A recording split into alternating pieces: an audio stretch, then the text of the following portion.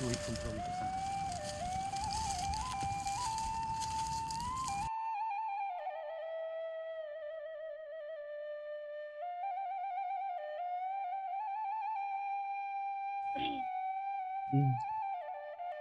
សាបបិទ្ធគ្រូច្បង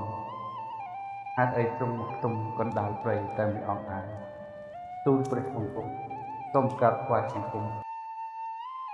ចូលចម្រើនព្រះស្ដេច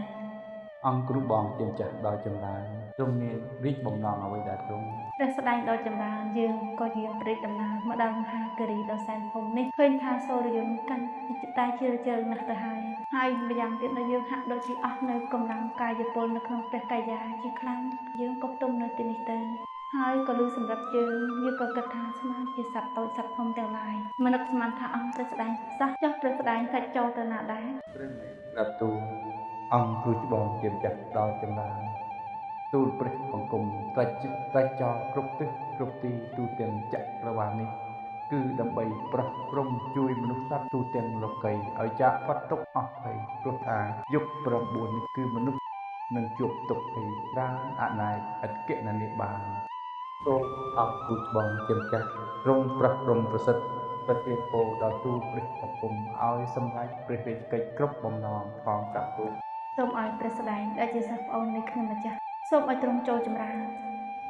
សូមឲ្យទ្រង់ទៅទីណាកន្លែងណានឹងឲ្យល្បីរំទឺគ្រប់ទិសគ្រប់ទីអំណាចដែលជះបារមីនៃអាគមគាថាមហាបាលីដែលហាត់រៀនជាមួយនឹងខ្ញុំម្ចាស់នេះសូមឲ្យអង្គព្រះស្ដេចទ្រង់បានសម្រេចគ្រប់ទិសគ្រប់ទីយើងក៏រួមប្រហោះនឹងអង្គព្រះស្ដេច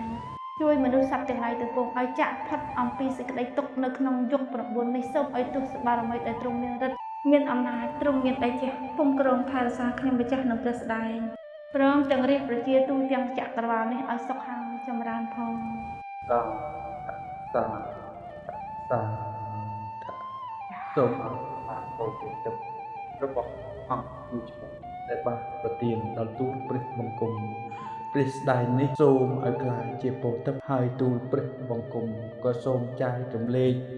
នៅមហាពោជ័យទឹករបស់អង្គគ្រូច្បងនេះទៅដល់មនុស្សសត្វទេវតាទូទាំងចក្រវាឡ